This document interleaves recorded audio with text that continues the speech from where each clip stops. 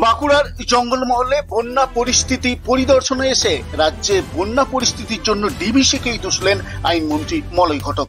তার অভিযোগ, ডিভিসির জল ছাড়ার ক্ষেত্রে সুনির্দিষ্ট পরিকল্পনা না থাকায় বারবার বর্ষার মরশুমে বাংলার মানুষকে বন্যা পরিস্থিতির কবলে পড়তে হয়। পাশাপাশি তিনি বলেন, আগে বাম আমলে বন্যা হলে মানুষ গাছে কিংবা অন্যের বাড়ির ছাদে উঠে প্রাণ বাঁচাতো, এখন রাজ্য সরকারই বন্যা দুর্গতদের থাকা খাওয়ার ব্যবস্থা করে।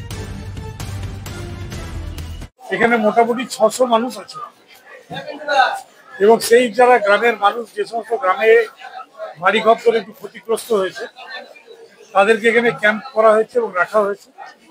তাদের খাওয়া দাওয়া, ডাক্তার, ওষুধ সমস্ত রকম ব্যবস্থা মাননীয় মুখ্যমন্ত্রীর নির্দেশে ইতিমধ্যেই প্রশাসনিক ব্যবস্থা নেওয়া হয়েছে এবং যে সমস্ত গ্রাম ক্ষতিগ্রস্ত হয়েছে সেগুলো তো সার্ভে আমাদের ইতিমধ্যে চলছে।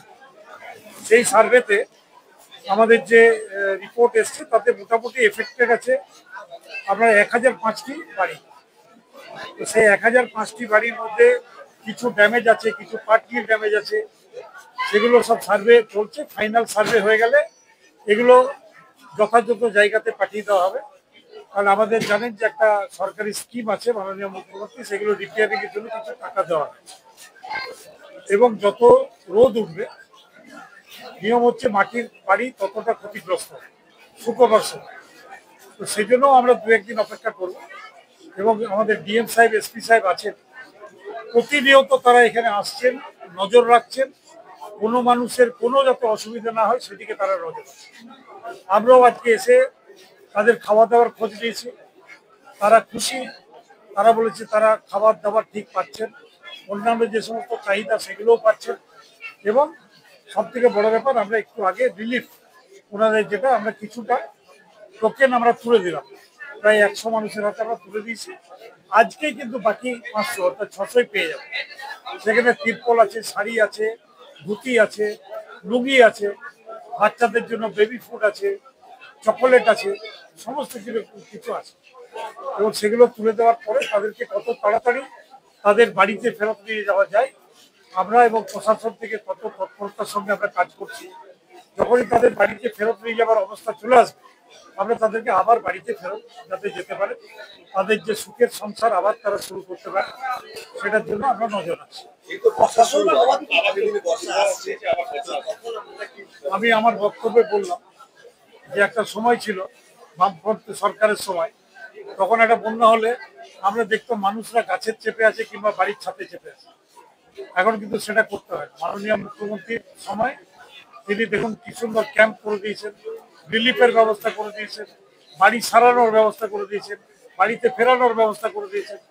সুতরাং যদি বর্ষা আরো হয়, যদি আরো ক্ষতি হয়, ভগবান করুক না হয়, যদি আরো কিছু ক্ষতি হয়, তার জন্য প্রশাসন তৈরি আছে, সরকার তৈরি আছে। সঙ্গে সঙ্গে নদী খালবিল রয়েছে, কোথাও কি সংস্কারের অভাব রয়েছে, সেই কারণে কি এই এত জল এসে এইসব গ্রামগুলো ঢুকে যাচ্ছে? না, আসলে দেখুন, আমাদের এখানে যে সমস্ত বর্ষা হয়, সেই বর্ষা হয় যদি ঝাড়খণ্ডে জল ছেড়ে দেয় তাহলে আমাদের এখানে বন্যা হয়ে যায়, যদি ভুটানে জল ছেড়ে দেয় উত্তরবঙ্গে বন্যা হয়ে যায়। এই যে পরিস্থিতিগুলো সৃষ্টি হয়, এই মোকাবিলা আমাদের সরকার করছে, মাননীয় মুখ্যমন্ত্রী করছে। ঝাড়খণ্ডের জল হয় না, এটা আমাদের বাঁকুড়া পুরুলিয়ার যে নদীগুলো রয়েছে সেই নদীর জলে, তাহলে না না, ডিভিসির জল ছাড়া নয়, এখানে ডিভিসির অনেক ড্যাম আছে, যে ড্যামগুলোতে জল ছেড়ে দেয়, জল ছেড়ে দিলে সেগুলো ওভারফ্লো হয়ে যায়, ওভারফ্লো হয়ে গেলে এই সমস্ত নদীতে জলগুলো চলেছে। প্রত্যেকটা নদী কিন্তু ইন্টার কানেক্টেড। আজকে যদি আপনার মাইথন কিংবা পাঞ্চেতেও জল ছেড়ে দেয়, তাহলে সেই জলেরও কিছুটা অংশ কিন্তু এদিকে চলে আসে। বলছি, এই ট্রান্সমিটে রয়েছে দুটি গ্রাম, পাটকুলা আর রাজ্য, তারা ঝাড়খণ্ড তীরবর্তী গ্রামে অবস্থিত গ্রামগুলো, তারা প্রত্যেক বছর তাদের ট্রান্সমিটে আসতে হয়, তারা এবারে সলিউশন চাইছে।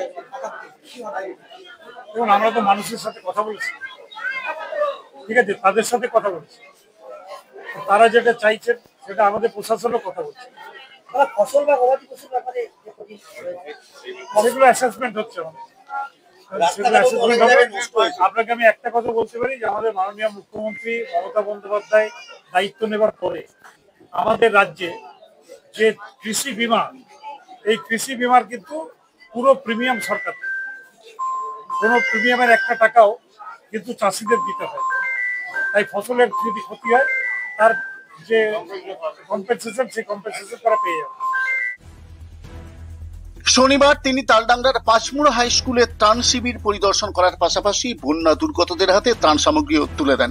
মন্ত্রীর সাথে বাঁকুড়া সাংসদ অরূপ চক্রবর্তী, রাজ্যের খাদ্য দপ্তরের প্রতিমন্ত্রী জ্যোৎস্না মান্ডি, বাঁকুড়া জেলা পরিষদের সভাধিপতি অনুসুয়া রায়, জেলা শাসক সিয়াদ এন, পুলিশ সুপার বৈভব তেওয়ারি, বাঁকুড়া পুরসভার চেয়ারপারসন অলকা সেন মজুমদার, তালডাংরার বিধায়ক ফাল্গুনী সিংহবাবু প্রমুখ ত্রাণ শিবির পরিদর্শনে অংশ নেন। এদিকে বন্যা দুর্গতদের অভিযোগ, সরকারি প্রকল্পে বাড়ি তারা পাননি, নিজের বসত বাড়িও ভেঙে পড়েছে। ফলে সরকার তাদের বাড়ি তৈরির ব্যবস্থা না করলে খোলা আকাশের নিচেই বসবাস করতে হবে তাদের।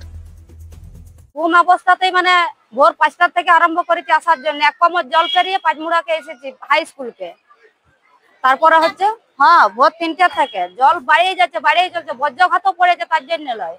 তো সেই রাত 2-2:30 থেকে জাগন্ত বসে আছে অবস্থাতে, অজ্ঞানও হয়ে গেছে, তার জন্য লয়। বাড়ির অবস্থা মাটির দেওয়াল তো এতটা তো ডুবেছিল মাটির জলেতে, তাহলে এরপরে যত মাটিটা শুকনো হচ্ছে তত দেওয়াল পড়ে যাচ্ছে। তাহলে এরপরে যাইও মানে ঘরটাকে যাইও থাকতে পারিনি, ভয়ে কি করে থাকবো? যদি ছাদ ছুলি যদি পড়ে গেলাম, জাকা হয়ে গেলাম, তাহলে আমাদের কি হবে অবস্থাটা? হ্যাঁ, এখন এইখানে হাই স্কুলেই আছি আমরা। এসেছিল তো, কিন্তু কথা বলতে তো আমাদেরকে দেন না, আর আমাদেরকে ডাকেন নাই, আর আমরা কাকে বলবো? বলা ছিল বই কি, তার আগেই তো বেরিয়ে গেলেন, না বলতে পারেনি। তাহলে এবারে যারা ইয়া করবে তারাই তো যদি বলেন যে গাম গাম ধরে ডাকি আসে বলুক আমাদের ইয়াকে, তাহলে আমাদেরকে সেটাও তো আমাদেরকে সুযোগ দিল না। তাহলে তো আমরা বলছিলাম, যাই হোক, যে আমরা কি এইভাবেই থাকবো নাকি চিরকাল চিরদিন? এখনো পর্যন্ত আমরা এখনো পাকার বাড়ি কোনো কিছুই পাইনি, তাহলে মাটির দেওয়ালেই আছি। এখন যে ঘর যাবো তাও আমরা এখনো পজিশন কিছু, কাঁচা বাড়ি সব ধসে গিয়েছে। হ্যাঁ, এসেছিল, এসে তার সাথে কথা বলে সে আশ্বাস দিয়ে গেলেন যে সব ঘর বাড়ি ধসে যাওয়া মানুষদের সব রিপেয়ারিং বা মেরামতি ব্যবস্থা করা হবে আর কি। উনি সেই বার্তায় আশ্বাস দিয়ে গেলেন। হ্যাঁ, নিজের হাতে কিছু ত্রাণও বিতরণ করে গেলেন। এখন আপাতত মানুষকে তিরপল এসব দিয়ে গেলেন, কিছু খাবার। তালডাংরা ত্রাণ শিবির পরিদর্শনের পাশাপাশি এদিন সিমলাপালের শিলাবতী সেতুর পরিস্থিতিও খতিয়ে দেখেন মন্ত্রী মলয় ঘটক। তালডাংরা থেকে সঞ্জয় ঘটকের প্রতিবেদন, বাঁকুড়া 24x7।